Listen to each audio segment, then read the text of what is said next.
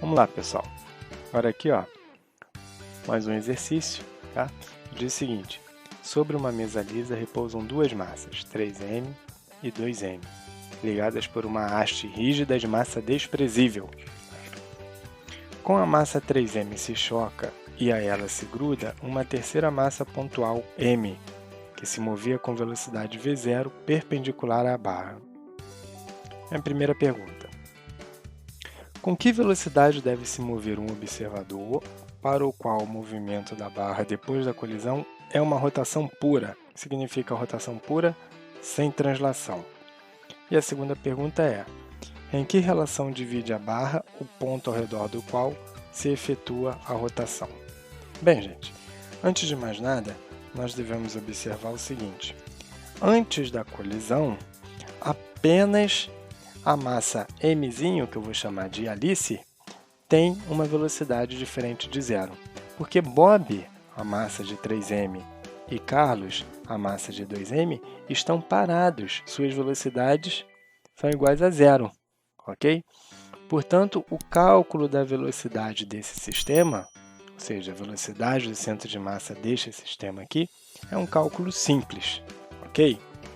Ora, Alice bate em Bob e fica grudada em Bob. Se não tem nenhuma força de atrito, nenhum agente externo segurando este sistema aqui, o que vai acontecer com ele? Ele vai sair num movimento esquisito, concorda? Ele vai sair ali, ó, com um movimento que junta uma translação, né? O deslocamento do sistema como um todo é descrito pelo movimento do seu centro de massa, tá? E além disso, ele vai girar, né? Eu teria aqui um movimento de rotação aqui esquisito para cada uma dessas partículas, tá ok? Então eu tenho aqui um halter, né? Daquele de fazer ginástica, tá? Que ele rotaciona, né? Tem aqui uma velocidade angular, não é? Vamos assim, e ao mesmo tempo translada com a velocidade de centro de massa, tá?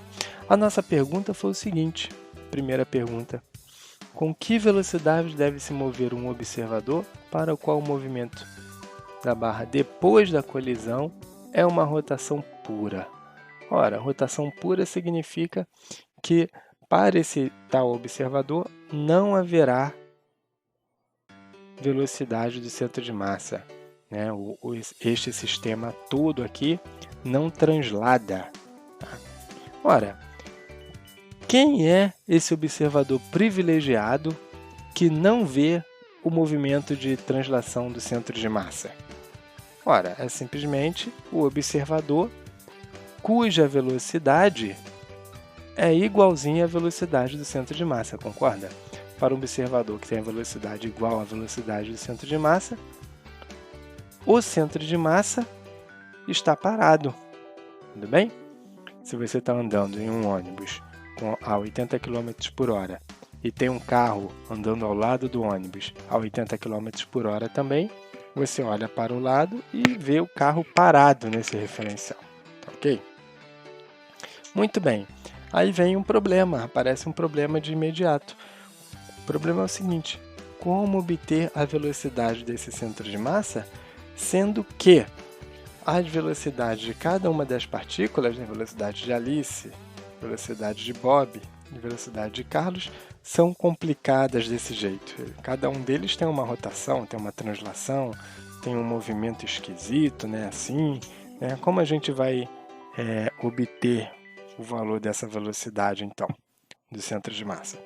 A gente tem que lembrar o seguinte: sendo este sistema um sistema isolado, um sistema livre da ação de forças externas, tá ok? A força resultante sobre o sistema vale quanto, gente? Força resultante sobre o sistema. Força resultante aqui sobre o sistema é igual a zero. O que significa o seguinte: significa que a força resultante sobre o centro de massa também vai a zero, lembra? O centro de massa é um ponto representativo do sistema como um todo. Se a força resultante no centro de massa é igual a zero, significa que a aceleração do centro de massa é igual a zero também, o que implica que a velocidade do centro de massa é uma constante, gente. Velocidade constante, tá?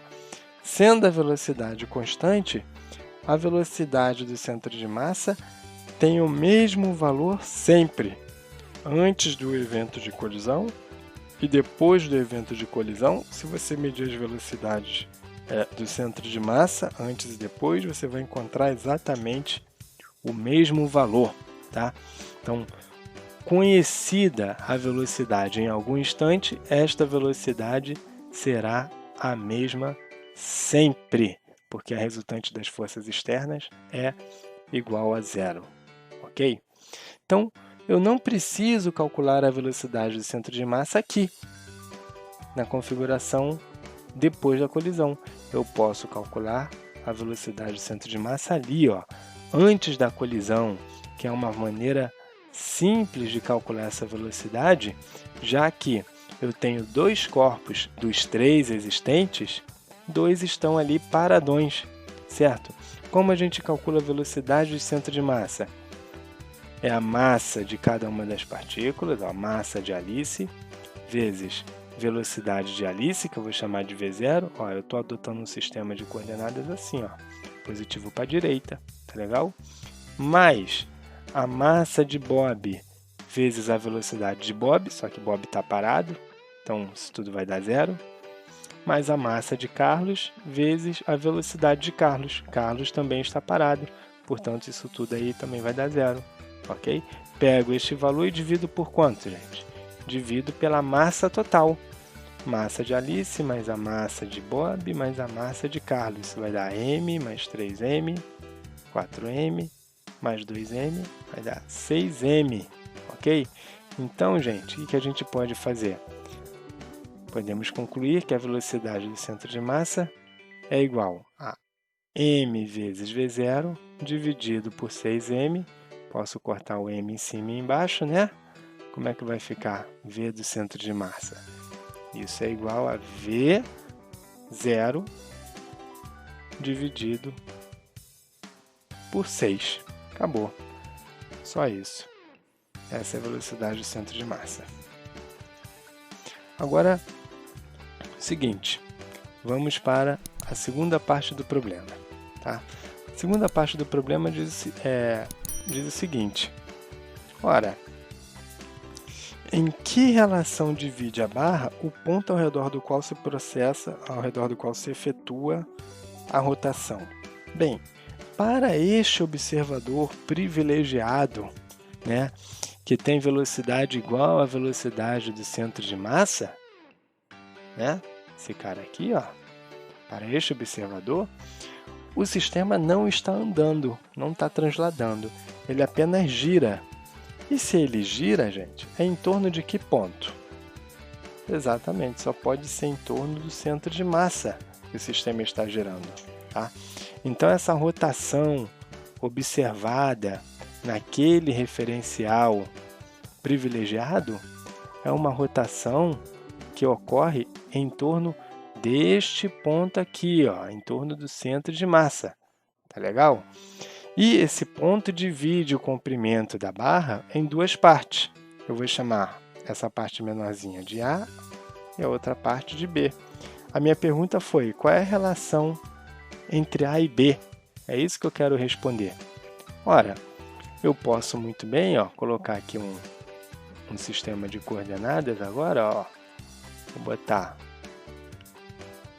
sistema de coordenadas positivo para cá, ó, tá vendo? Vou chamar aqui de x', tá? E chamar essa posição aqui de zero. Pode ser? Sendo assim, se essa posição aqui é o zero, eu posso escrever o seguinte: ora, quem é a posição do centro de massa?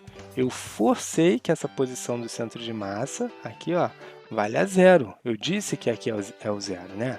Então, eu posso escrever que a posição do centro de massa, que é igual a zero, né, é igual a...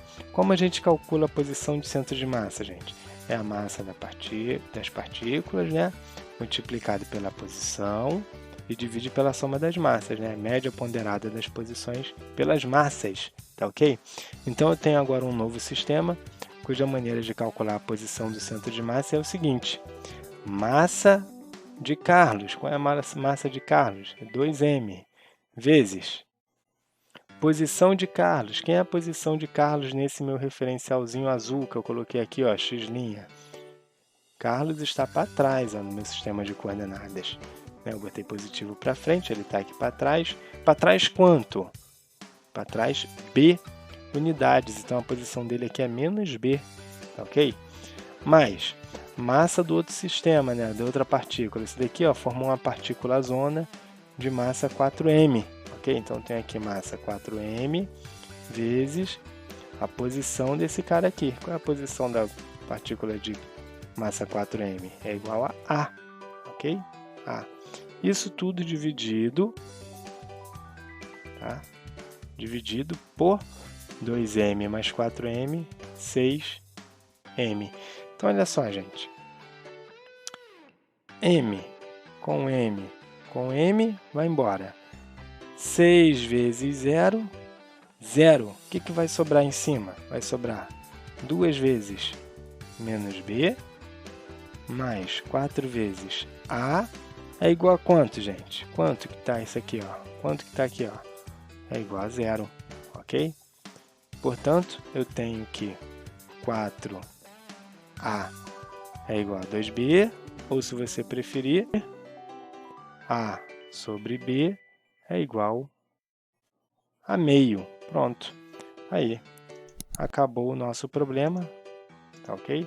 A sobre B é igual a meio, que significa que o centro de massa divide o comprimento aqui do halter, né? Divide o comprimento aqui em duas partes, tal que essa primeira parte aqui é a metade da segunda parte, tá?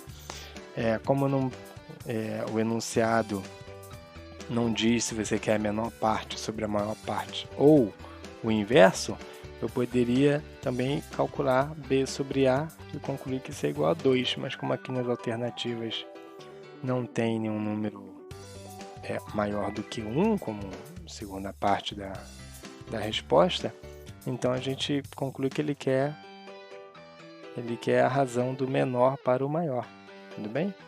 Então, esse problema aqui, ó, a resposta, letra D, a velocidade do observador é V0 sobre 6 e a relação que divide o centro de massa é igual a meio. Pronto, só isso, finalizamos essa lista. Até a próxima.